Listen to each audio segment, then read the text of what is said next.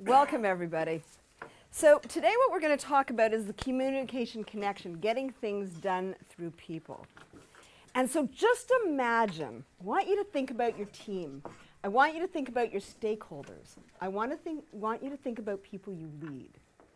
And just imagine if you could get into their head. I know that's scary for some of you, but just imagine if you can get into their head and kind of figure out how do they think? How do they act? How do they interact? Now, in a face-to-face environment, it's easier. We've got the facial expression, we have the body language, we actually know what head nodding looks like, right? In a face-to-face environment. Virtual, we don't. In a virtual environment, we have to deal with our teleconferences, web conferences, and people working remotely. So what we're going to do is we're going to demonstrate how difficult communication can be. And we're going to be using something called the DISC behavioral profile, which I'm going to talk about in a moment. And then we're going to look at how do you identify somebody's style visually, face-to-face, and also with virtual cues. And then how do you adapt? So the DISC behavioral profile was started by this guy named William Marston in 1928. And what he did was he looked at people's behavioral styles, behavioral traits, behavioral preferences, and he created the DISC behavioral profile. And that's the tool that we're going to be using today. So let's get into it. So success really depends on getting things done through people. And so we really need to first of all think about ourselves. What drives us? What gets us up in the morning? What motivates us? But also, what are our strengths? And what are our challenges? Okay, each one of us has strengths that we bring to the team, but we also have blind spots that we bring to the team. And today we're going to start identifying some of those. And we also have to understand about the people we work with.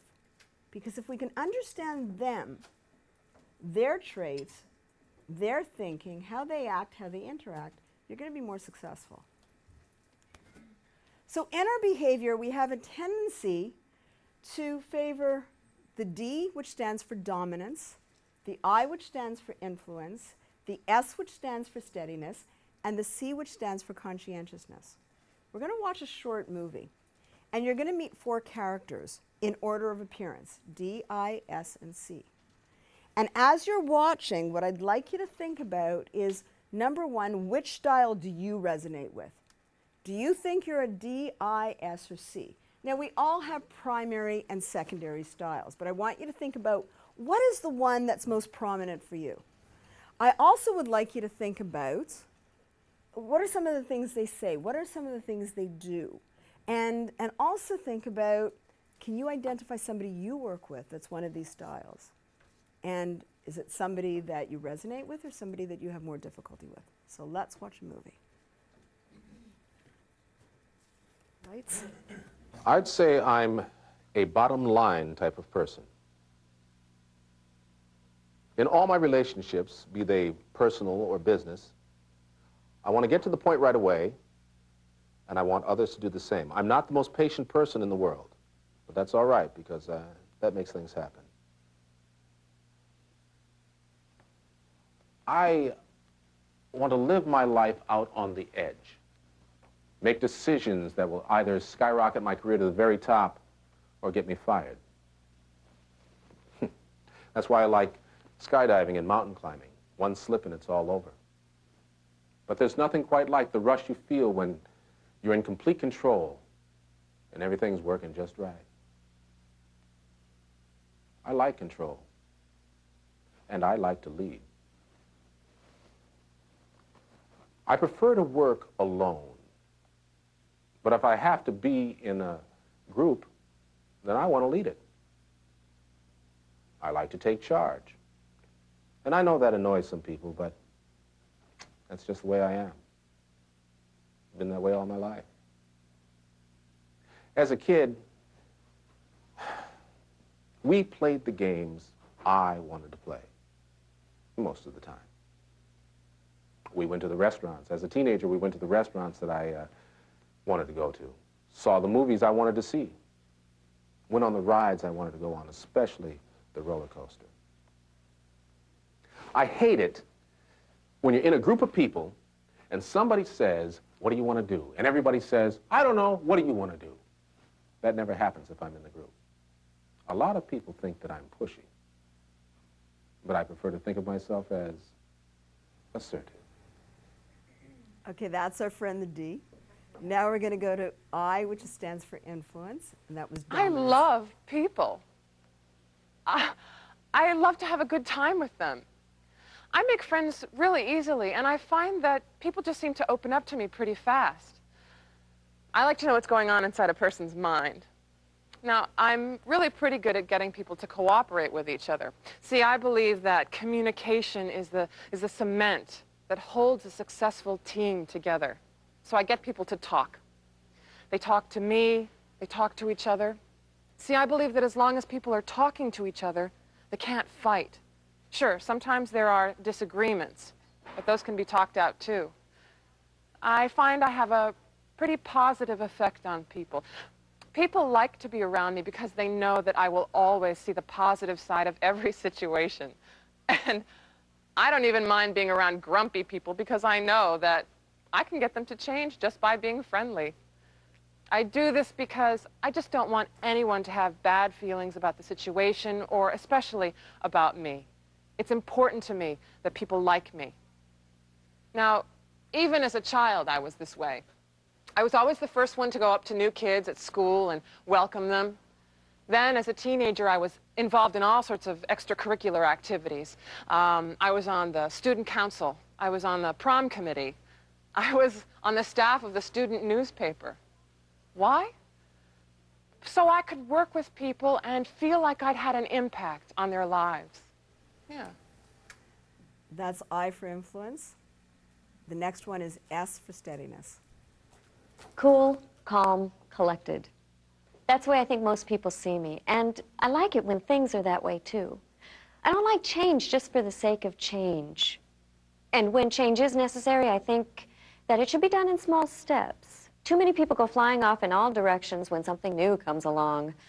I prefer to know how and why I'm going to do something before I can even begin to work on it. You see, it only makes sense to me that you would need to know these things before you could make any meaningful progress. You wouldn't just hop in a car and start driving without knowing where you were going or how you were going to get there now, would you? And once I do know these things, then I can get to work, and I do a pretty good job, too. If you're going to give me directions either on how to do something or directions on how to get somewhere, and if those directions are clear, then you're going to like what I do. I can get the job done, and I will arrive at my destination safely and on time. Success in any undertaking is all in the planning. I think you should have a plan, and then you should work that plan.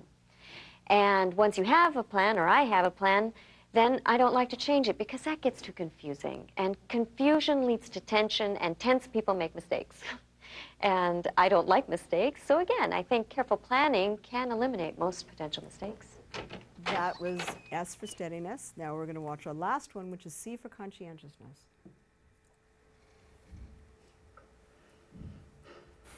I believe I'm perceived by others as a person who pays strict attention to details.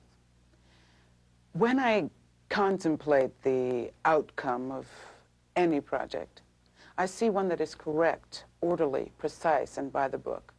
I don't like loose ends or slipshod work. I know that the only way to avoid problems is by progressing from one point to the next in the most logical and analytical fashion possible.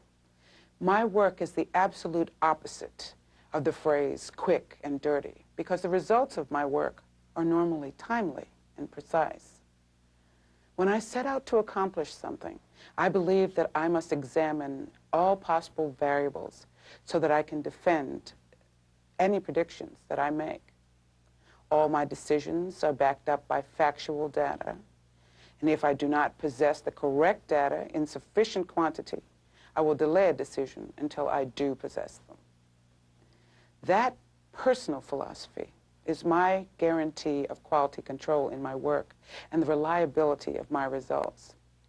There are some people who do not appreciate this level of attention to details. And so I normally work best when I work on my own. I can function on a team, but my presence as a team member is normally limited to attending meetings where I learn what I must do and where I am to report the results of my work. I then complete the task assigned to me on my own using the tools available to me. I dislike hazy thinking, or the presentation of opinions and feelings as though they were as important as quantifiable facts. I view situations as objectively as I can and state clearly what I observe. How many of you think your primary style is D? Raise your hand. A few of you. Okay, so what characteristics did you notice about the D? What characteristics did you notice? Control. Pardon me? Control. Yes, high level of control. What else? Low risk. Low risk? High risk. Very high risk. Yes, please. Ari. His assertiveness and in a sense almost a dominance in a bullying style. He got up, he stood up and walked towards the camera. Okay. That body language, he was projecting that I'm taking over. Okay, very interesting. So Ari, may I ask you a question? Yes, What style are you? I felt mixed between dominance, a little less of a consciousness.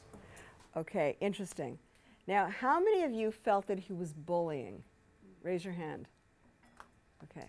How many of you thought, yeah, I like somebody who's really assertive, knows what they want? Yeah, a couple of people. So it's our perception of how we see that style. And it certainly is going to depend on our style as well. What else did you notice about the D? Yes, please. Didn't feel like collaboration was on the agenda at all. Excuse me, it's my way. It's not your way. It's my way. Yeah. What else? Excuse me? Not a team player. Wants to lead all the time. Yes, absolutely. He had a clear vision of what he wanted. And he knows how to get it. And so for a D, you know what? It's about, I'm going to make decisions quickly. They don't have to be the right decisions. They just have to be quick decisions. Yes, Ari? That's why I was going to contrast him with the consciousness, in which the consciousness and the dominant are both my way, but the consciousness is, I can prove that it's this way. I can show you. I have a basis for it. Well, the dominant is, I made up my mind that there's nothing to say about it. And so for the conscientious style, you're absolutely correct. The D and the C are very similar in that they're both thinking people. So when you speak with them, you want to use thinking words. What are your thoughts on this? You're not going to say, how do you feel about it? You want to share? No, it's not going to work at all. So you are correct when you say that.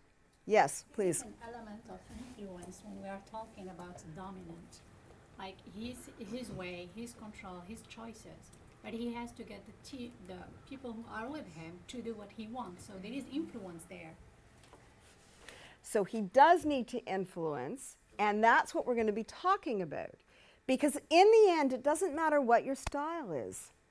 It's really about how we flex our style to work with people that we work with. So it really doesn't matter in the end what your style is. Because if we're trying to get people to work together, then you need to be able to adapt. And it's even more difficult, of course, when you're virtual. You know, you've got to assess their style. You have to gauge the reaction, and you have to adapt virtually as well, which we're going to talk about a little bit later. I saw your hand go up. I was just about to say the same thing. Okay, thank you. And one more comment, and then we're going to go the eye. What if he doesn't get what he wants? What if it goes the other way around? He's ready to jump off the cliff for skydiving. Yeah, but he won't hurt himself. He won't hurt himself. Okay, one last one. What I like about the D is that he knows that he's being perceived as pushy. Mm-hmm. That's to me is mark of a leader, that he knows his weakness. But he doesn't see it necessarily as a weakness. She doesn't see it as a weakness. Okay, Let's go to the eye. What did you notice? First of all, how many of you think your eyes? Raise your hand. Ah, we have a couple of eyes here. Okay. So what did you notice about the eye? Positive things. I people, they value relationships. They so value relationships, yeah. Engage people? They engage people. For them, collaboration is very important, and engaging people is very important. Yeah. Avoid negative conflict. The I's are actually okay with conflict. The S's have more difficulty with conflict. They'll deal with it. Yeah, the way I look at it is the difference between D and I. The I gets the work done and the teams like to work with an I would not want to work with somebody in the D category. I would say, sorry. So the I, because the I and the D are very fast-paced, they actually are okay when they work together.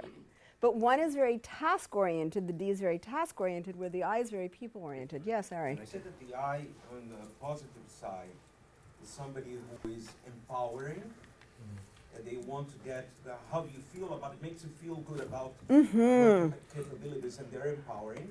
On the dark side, so to say, if they were to be a negative Right.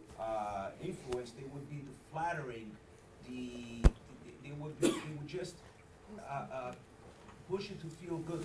Since you could work both ways, but they're playing on your feelings towards a positive, making your feelings positive. So they could either be flattering you and leading you towards a bad path, or they could be empowering you and leading you towards a good path. But either way, they are doing how do you feel about it? Yes, they are more feeling-oriented, absolutely, and they're more people-oriented.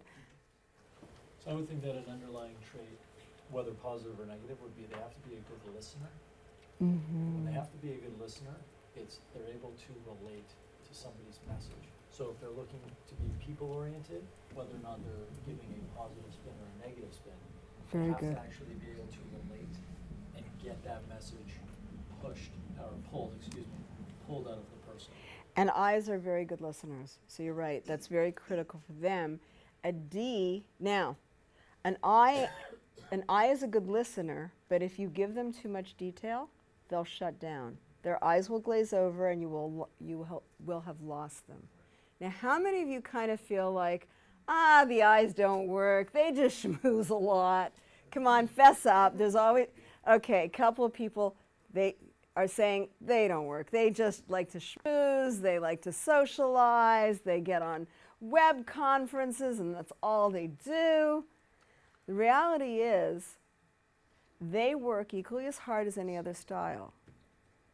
But for them, it's about let's relate first. Let's connect first. Let me get to know you first. And then they'll get their work done. And that's part of getting their work done for them. Yes? Is emotional intelligence, Yeah. would be say that one of the biggest trait for Yeah. them? Yeah. They tend to be perceived that too much talking and not enough staying on the focus. Tend to be perceived, so that's why the D and I is a good combination most of the time. Right. So let's now go to DIS. Let's go to the S, which stands for steadiness. So how many of you are S's in this room? Okay, a couple are S's. Okay, so tell me about the S's, please. Yes? It's like they're playing on fear, the fear of change. What's going to happen if you change? That's an impression I got, that she don't like change. Has to be all oriented, blah, blah, blah. The sky will fall if we change. Now, so they are change resistant, but if they understand why the change is happening, how it's going to impact me, what is it going to look like? Change for change's sake doesn't work. But change for a reason, if I understand the implication, change is fine. I think they need very clear communication. Very clear communication. So if you are giving a decision, if you have a leader, project manager, who is an S, and they can't seem to make decisions, what you can do is say, here are two decisions. Okay, option A, X, Y, Z, this is why I think you need to do it this way. Option B, and you lay out the plan. My personal opinion is that we go with option A, and this is why. Don't push them for a decision immediately. Let them process it. They need to process it before they can make that decision. Strategic. Yes. Strategic. It's more strategic. They need to process it. They're not going to make a quick decision like a D will. Yes? They need guarantees, otherwise they can't move forward. It's not as much guarantees. They need to understand the path. I think I and S would make more good and productive decisions as compared to D. Okay, tell me why you say that. Because like as we discussed, like D is And louder so people in the back can hear, please. yeah, so D probably will take decisions in the context of time because they want to make quick decisions. Whereas the I and S, they want some context of why this decision is being made. Right. And what's the good part about it? And, you know, the Right. context is based on. So we're going to come to that in a moment. So just hold that thought. Overconfidence in planning. The S's? Yeah, overconfidence in planning and hoping it will always work and nothing will change. Actually, they're very good risk mitigators. They're the ones who will take a look at it all and say, this is where our risks are. Okay, so let's now go. And one other thing that's important to note about the S, they don't like conflict. Okay, conflict is an app. So, who's my D here? Who's a very strong D? May I come to you? Sure. What's up? It's not going to go well. I'm really annoyed with you. All right, I can take that. So what can I do better? Not telling you. I'll tell you tomorrow morning. Sure. There you go. Where's my S? High S, you think? You're an S too. Yes. I'm going to come to you. This is not going to be pretty at all. Sorry, did I do anything wrong? Mm-hmm. So, what did I do wrong? I'm really annoyed with you. What did I do wrong? I'll tell you tomorrow. Why not now? Because I'm not ready to tell you. I'll tell you tomorrow. But then why are you annoyed today? You should be annoyed tomorrow. Are you going to sleep tonight? Yes, definitely. Oh, wait a minute. Are you going to sleep tonight? No. Good. Okay, then you were the right person for me to speak to. You weren't supposed to sleep tonight. Okay. Are we going out for a beer later? I'll deal with you tomorrow. Yeah, that's fine. Are we going out for a beer? Or are you going to hold it for a long time? Yes. Yeah, or who's holding it for a long time? Okay. So, very different around how we manage conflict. All right, let's go to the last one. C, please. So, conscientiousness. How many of you are C's? Ah, pretty even distribution, it seems like. Okay. So, what did you notice? I have a question. Sure, please. Although it's not that your feeling is hurt and I'm not able to sleep. It is because what are the possible things that could have gone wrong and Right. what is my attack strategy to you tomorrow? Okay, so you're thinking through what actually happened and how you can manage it. Yeah. Okay, fair enough. Thank you. C's, please. What did you notice about the C's? Attention to details. Very much attention for details. What else? Analytical. As opposed to the C's, they're doing it to make a solid decision versus a fear decision. And as opposed to the D, they are making a very well-informed and backed up decision with the facts. The D's may just say, it's the way I like it, it's the way it's my impulsive way sometimes. I make the decision and that's it. We need to be careful about saying the S's are in fear. They're not necessarily in fear. They're just good risk mitigators. They look at the whole picture. They process before making a decision.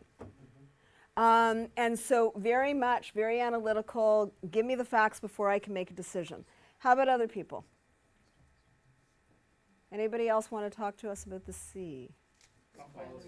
Pardon me? Compliance. In what way? Follow the books. Follow the books. Yeah, very much. And in a webinar, if you're on a teleconference, a web conference, the D's will be most prominent. They will speak, even if they're not leading the meeting, okay? They will basically be leading the meeting. The S's, it's interesting, they'll often hide behind the technology, so they're not going to say a whole lot. The I's are the ones going, how was your weekend? Was it good? Mine was so, I got to tell you what I did.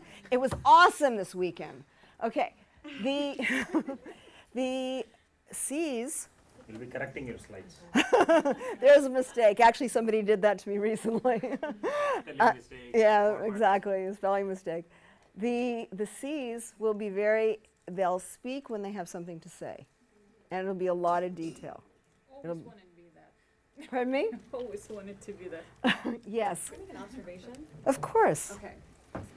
I'm just wondering, maybe I'm jumping ahead, but it's about the virtual world. So Yes, I go. find like I'm taking a couple courses online, and I think I'm definitely Louder so people in that Oh, corner sorry. can hear. I'm taking a few courses online, Mhm. and I think I'm definitely an influencer and like between the I and the C. Okay? But I think in person, I care more about working relationships. But if I'm doing an online program and I have to do a group project, I don't really care to know about the people's lives and taking their kids to hockey and stuff like that. Let's just get the job done. If we have to do a project charter together, let's just do it. You know? So I think it's really different in a virtual world. And I think that's part of a challenge, okay? And I think you hit on a very important area. In a face-to-face environment, we spend the time building relationships. We've got those water cooler moments. In a virtual environment, we forget that the other person on the line is a human being. And there's so much research that talks about that when you spend time building relationships, you have an increase in productivity. And so when you get online virtually, what often happens is it's task. We just need to get it done. And that's not true. Now, how you get it done or how you build relationships is going to be very different for the D, the I, the S, and the C. So you have to know who's on your team. That's why this is so important. Because once you know who's on your team, then you can figure out what are those relationship builders, activities that you can do that I'm not going to get my head slapped for. Okay, what can I do? There's lots of things that you can do to build those relationships virtually, but it's so important. It's even more important. A quick little stat, it takes 4 times longer to build relationships in a virtual environment than it does in a face-to-face environment. And when you add cultural diversity into the mix, it adds 17 weeks for that team to perform as well. And trust can be broken easily in a face-to-face environment, but when it's broken virtually, I'm not going to work with you. I'm not even going to keep you in the loop. Forget it. I'm going to keep you in the loop. So, and it's a much greater risk for the project. So, very important. Thank you. Yes, one last comment, then we have to move on. I was just going to say the bar for engagement is so much higher. Whatever it is for in the room, at any one of those categories, it just goes way up. Way up. Because you don't have that personal, you don't have to, there's no guilt about not making eye contact and so forth. But it's even more important. It's equally as important. And you can build that level of engagement, the same level of engagement, as you can do in a face-to-face environment. You just need to know how to do it. And what we're doing today is starting, okay? It's understanding who's on your team.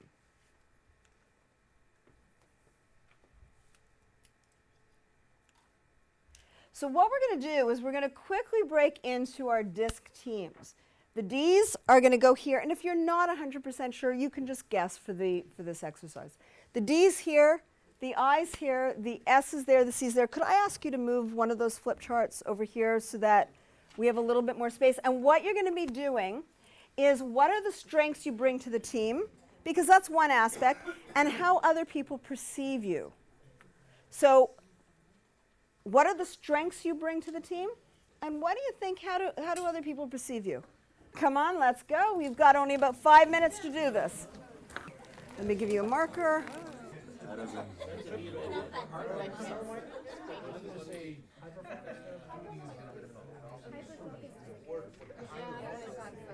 Let's come back to our chairs, but can I have one person from each flip chart, but everybody else can sit down. We're going to start with the D's. And when we get to perception, what I want to hear from you guys is how it impacts you. So you're involved in this. Okay, so the perception, for example, you're going to hear pushy, bossy, threatening. So I want to hear how that impacts you. So let's hear your D, please. Sure. For the record, I did not pick myself to be a leadership. You don't have to be ashamed. You don't have to be embarrassed. Go ahead. What we bring is this: so vision, leadership, or assume leadership when there's a lack of it, definitely. Drive, timely decision-making skill, and result-driven. In terms of perception, often perceived as pushy, bossy, threatening. So people tend to shut down, not to communicate to us. Absolutely. Distance, don't share what they think, don't want to contradict. Or other way around, there's another extreme to it when they start arguing and stop. Number 2, lack of listening. That's a perception. Did she just say something? Okay, that's old and bad. All right, go ahead. Sometimes there is. We're quick thinkers, Right. so that's from personally. So you have to train yourself to listen, to let the other person finish the thought. Often we already made a decision on what they're saying by the time they finish it. My way or the highway, most common perception, because it's not quite true. We know where we're wanting to get to, but we want to have it collaborative way, regardless how it seems. Okay. And the last one, non-approachable.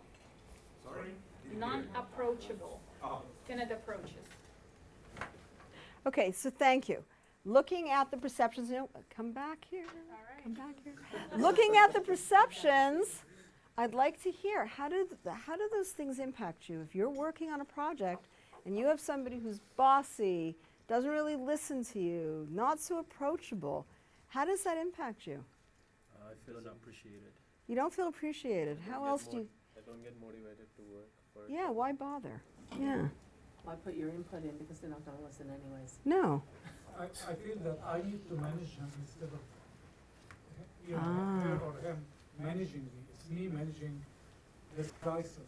Right. Which is a very bossy, non-listening boss. And you're putting effort into something that you shouldn't need to put effort into. Okay. And I might not develop my skills. Okay. So you might not develop your skills. One more person and They then. get compliance, but may not be able to get the commitment. Compliant versus commitment, nice. So what do you need from them? Knowing that this is the tendency, what do you need differently from them?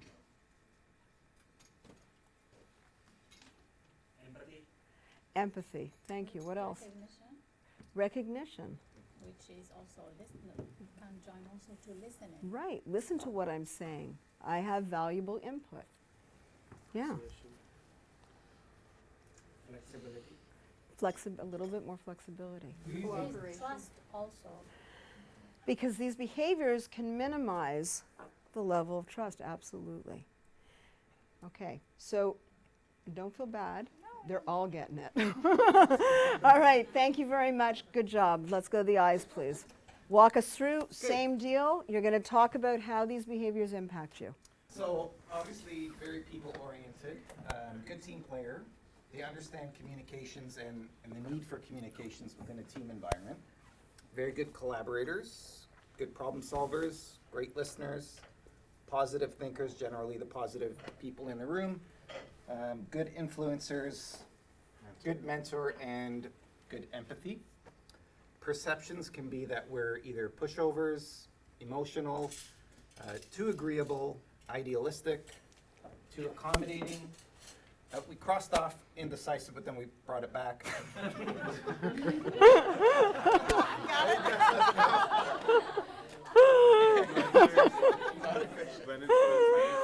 That's awesome.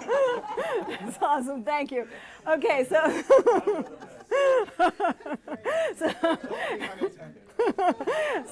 but beautifully done. How do those behaviors impact you, please? Yes. Oh, can you stop talking? Just get it done. Just get it done. Come on, stop schmoozing. Okay, I have another webinar in 5 minutes. You're making me crazy. Go on. What else? I'm not going to take you seriously. Oh, exactly. I'm not going to take you seriously because you're too much of a schmoozer. You know, who knows if you're going to get the job done? Yeah, absolutely. If you work in a technical area, those sort of people are usually perceived as not actually being good at their work Right. because they're only personable. Right. And so we have to remember that the eyes are equally as capable as every other style. Okay. I'm not putting in a lot of effort because I know you're going to take it easy on me. Yeah, because Yeah. Okay, so what do you need from them? What do you need? Serious, more serious. Like Okay. show some serious. When they get in a meeting, I want to know that they're gonna come out with something. So Right. keep the goal in mind. Say, okay, you need an hour talk, but I want to see results after that. So Okay. I want to have that assurance that essentially you're gonna deliver on time. So when you have a webinar, before you get to the task, we do something called while you are waiting. Spend 5 minutes before checking in. You can do it formally, you can do it informally. You can have, you know, a map of North America if you're working with a team in North America. You can have it, map of the world if you're working, you know, with global teams. And using web conference, have them put, it's called a pointer tool, show us where you're located or show us where you'd like to be. Tell us why. So you can do all sorts of things that build those relationships at the beginning of a meeting so that you can get right into the meeting. Okay, what else do you need? One more and then we're going on to the next style. Factual. Pardon me? The factual. Factual. Okay, now remember who you're dealing with. Dealing with eyes. So you'll get only what you need to know. You're not going to get tons of detail. So in an email, if a C sends tons of information that's highly analytical, guess what the D is going to do, and possibly the I? What button are they going to press? Delete button, absolutely. Okay, thank you. You can go sit down. S's, please. Directiveness. So we are strategic, perceived strategic. We are business case driven. ROI, show me the money. We are high risk mitigators. You know, we believe that optimist invents an aircraft, pessimist invents a parachute. We need both. We are driven by directions. If there is no directions, we don't even attend the meeting. We believe in quick wins. Don't paint me a picture that tomorrow I'm going to build a Taj Mahal, another Taj Mahal for me. Show me the work in progress. What are the quick wins? And no regrets. That quick win should come with a lot of, not too much blood loss. We're driven by facts. Our perception is, and at least this is what I got from my team members where I work, that I'm too organized. I am intimidating. That's something I've received from my own boss. She comes and checks, Karthik, okay? Am I doing okay? and she says that I'm very hard to please. Extremely hard to please. Nothing will ever please you, is it? Nothing what I do will ever please you. That's the question. You take a lot of time to decide. You need options to decide. And the worst thing which I've got is, no matter what I do, you're meticulous and you find there are some other things that can fail. Okay. And that becomes problematic because, and this is for the C as well, if somebody is so meticulous and so analytically driven, then if you give them a task to do, it's often late because it's not quite good enough. So you have to set the parameters of what good enough actually looks like for you. Okay, so very quickly, so how do these behaviors impact you, please? Sure, the people who fret all the time about things changing come across as too high maintenance. You're constantly on the phone being like, hey, just, can you make it happen? Like, Right. So too high maintenance, you're taking time out of your day to do something where you don't feel you need to do it. Okay. It can seem non-collaborative because you might have an idea and that's change and that's forbidden. Right. Right. Okay. Yeah, I was going to say, you have a lot of time to explain what the change is and why it's happening. Right. Okay. So what do you need? What do you need? Flexibility. What else do you need? Good communication. Good communication. And for them, an understanding of where the change is happening so that they can buy into it. Because you want them to buy into it, right? Okay, thank you. Thank you. Right. See, First, now please don't be analytical about this. Okay, Go through I this. was just going to apologize for Leora and Pamela for not having the best viewing angle. And I was going to ask you the next time you do this exercise, bring us an unabridged thesaurus, so we'll be able to find all the words we want. Okay, I'm just going to take a sleep right now. I'm going to go to sleep. Wake me up in about 20 minutes, please. We have the longest list of everybody, as you can see. And we're going to condense it. We're going to condense it. We try to get every single detail, so we'll go for brainstormings and ideas, onto which we go into long analysis, analytical, that are thorough, descriptive, methodological, through a very intensive research. We like to see, I'm already halfway through this list. Continue. At the same time, we are very obsessive about getting things right and quality-driven, and we like to stay factual because this is how it works. This is how it should be done. No! No! Continue. I'm sorry, you will see why, because we're coming to this column on how we are seen by our bosses. They see us also as picky. We see ourselves, we understand. They also see us as picky. And they'll say you are overthinking, especially the D's sometimes may say that we're overthinking all the details. They may think that we're cool and insular because of our independence. We're hyper-focused to the point of being anal about some details. Some people may see us as lazy or slow because, as you mentioned, we may get it late. Non-agile, in the methodology, the agile methodology, we may be seen as inflexible. It's not that we are inflexible, it's just that we like to do things the right way. We don't like to, there's no bubble gum and duct tape here. We like to use cement and do it once, do it right. Do it once, do it right. And that may be seen as lazy because we just want to do it once. Right. Don't want to fix it. Resistive because we want to get it done right. Meticulous, again, going back to all that list here for you that you may read. Oversaturation, when we bring the results of our business case, there's too much fact in here. Some people will tune out the eyes. Right. And controlling, it's a little bit of the D in all of us. That we like to get things done in our way because we have all the facts to prove it right. Thank you. Okay. For you guys, what's the impact? Pessimistic. I perceive that they are like spark plugs in any of the enthusiasm. They drain me out. Okay, so C's can drain you, and I've heard that before. Go on. There's too much detail. I may not get the problem correctly, or whatever. Okay, The just context too mirrored in detail. Yeah. Okay, so C's, you need to remember who you're working with. If you give them that level of detail, they're going to shut down. It's annoying working with some of these people because they want to go to details that might not be necessary from. Right, right. So we have to be careful of that. And as we go through this, remember, in the end, it does not matter what your style is. It's about what other people need to be successful.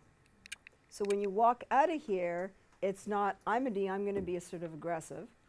It's going to be, okay, what does my team member need? What does my stakeholder need to be successful? That's what you need to remember when you leave here. Okay? So you should be listening what the impact is for other people when you have a strong preference for that style and what they need from you. Okay, yes? So where are you going to put Trump and Hillary on this? Oh, I'm so obsessed with this. This is crazy. Donald. Goes with no, that's a whole other conversation. Okay, what do you need from the C's, please? The details do not bother me. It is the fact that they keep painfully explaining me why it cannot be done. Okay, so give me what I need to know. Don't give me the Reader's Digest version, please. No, I'm saying that don't tell me why it cannot be done. Tell me what can be done. Okay, thank you. Thank you for that clarification. One more, please. I look at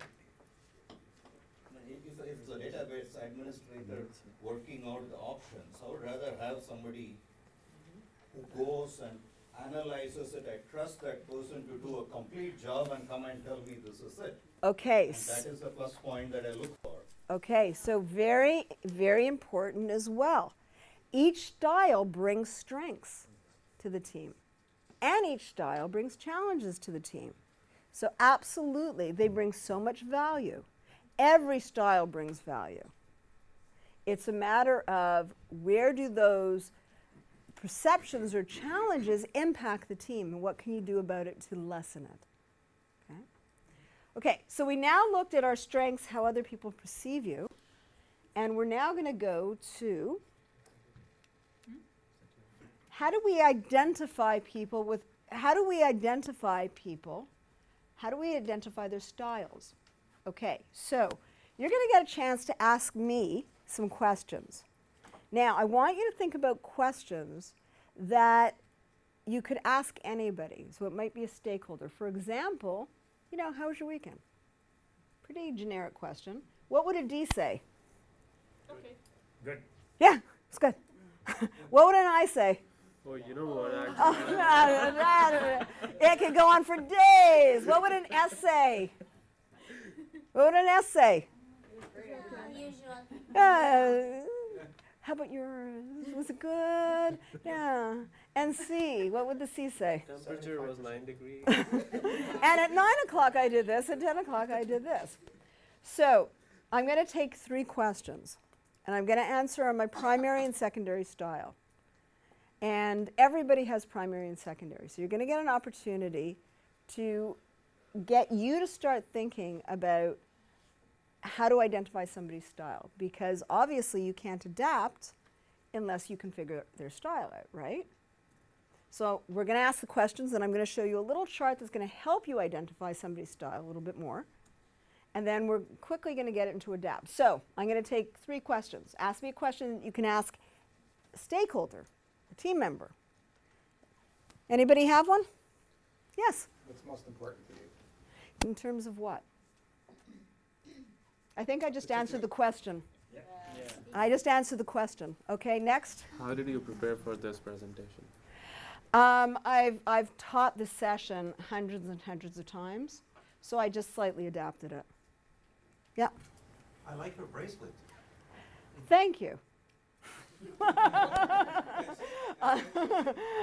Try to get a conversation going. One more question. How do you prefer that I communicate with you? Through phone or email? It really depends. Are you a friend? Are you a colleague? Who are you? Okay. Okay, so before you figure out my style, I think it's pretty obvious, identifying the styles. If the person is open, which means they're, well, let me go to the next version. They're open and assertive. So they're open, I'm going to answer the questions openly, and I'm also kind of direct. What's my style? They're open. Yeah, good. They're open, but they're not assertive. That's an S. Yes, good job. Okay. They're not open, and they're assertive. B. Yeah, you got it. Good job. Not assertive, not open. I think we know. C, good job. Okay, what style am I and why? I think you're an influence. D, why DI? Why? Because your answers were direct. Very direct, very bottom line. Why the I? Yeah. And you're open. And I'm open. Okay, you think I'm more of an S? Why? I thought you weren't that assertive. Okay, you were open, but not that assertive. Okay, so I'm telling you, not an S. You're an I. I'm a DI. I'm a DI, very high. I used to be a higher I, and then getting into your own business, because it does change over time, I became a very high D, very direct, very bottom line, very pushy, and secondary, an I. There's also the friendly side as well. Okay, so now we got to get into adapt, because we've got 5 minutes left, and what we're going to do is, we've now talked about your style, the strengths, the challenges you bring to the team. We've talked briefly about how do you identify. But we need to adapt, you know, and we know adapting is our ability to really flex and communicate with people in a way they can hear us. And why adapt? Why should we care? Why bother? So we can make the common goal. Meet the common goal. Yeah, yeah. Okay, so we don't have the authority, but we can influence people. All right, how do you adapt to a D, please? What can you, and think about it also virtually. I want you to take it not just face to face, but how can you adapt when you're dealing with a D? Be very direct. Be direct. To the point. To the point. Say focus on the result and the goal. Focus on the results, on the end goal. Good. And Exactly what you need to make a decision. tell them what you need to make a decision. How do you adapt to an I, please? We Look into like eyes. start conversation. If you're virtual, you can't. So what are you going to do instead? Emotions, talk on informal communications, emotions, ask, check their feelings. Yes, I's and S's use feeling words. So what do you feel about that? How are you feeling about it? Okay, how else do you adapt to an I? Break the ice in the relation. Break the ice, yeah. All right. S's, how do you adapt to the S's? Options. Give them options. Yes, give them options. How else do you adapt to an S? Process and communicate. Pardon me? Give them time to process stuff and communicate well to them. Good. Tell them about the plan and the paths you're suggesting. C's. Details, analytics, facts. Details, facts, give them the information they need. What else? Time to, Pardon me? time to research it. Time to research it. Listen to them. Good. Be a good listener when you talk. Yes. Good, because they've put a lot of time and effort into work they did. Everybody stand up, please. Give your neighbor next to you a high five. Good job, everybody. Sit down. Thank you very much. You were very engaged. Hold on. You were very engaged. And we have somebody who just, you must be an I. Oh, my God. I'm just going to ask, what about a situation whereby your boss is an I and you're a D? How do you adapt to that? Okay, you guys are experts. You got an I who's a boss, right? Yeah, and you're a D. And you're a D. How are you going to deal with it? You guys are the experts. Let me hear your suggestions. Feelings. Pardon me? Feelings. Fe- Always use feelings in your communication with him. Give him time to express himself. Give him time to express himself. Let them talk most of the time. Yes. It doesn't matter to you, but let them talk. Right. So you're the D, right? Yes. So you're the D, and you want to get right to the point, and your I is talking a lot. Is that kind of it? Or is it the other way around? Like that, yes. Okay, okay. So, A good way, tell them how you both working together are making this so good and strong. Because you're a D, you're showing your own ego, that's what Ds like to do, but Right. you're also making them feel good about it and connecting. Emphasize the quality of the teamwork. right. So I would absolutely, that's important, and what I would do is I would spend a few minutes talking. Okay? I know your brain is, let's just get it done. Spend a few minutes talking. It will build that trust in the relationships. Thank you very much, everybody. Kevin, all yours.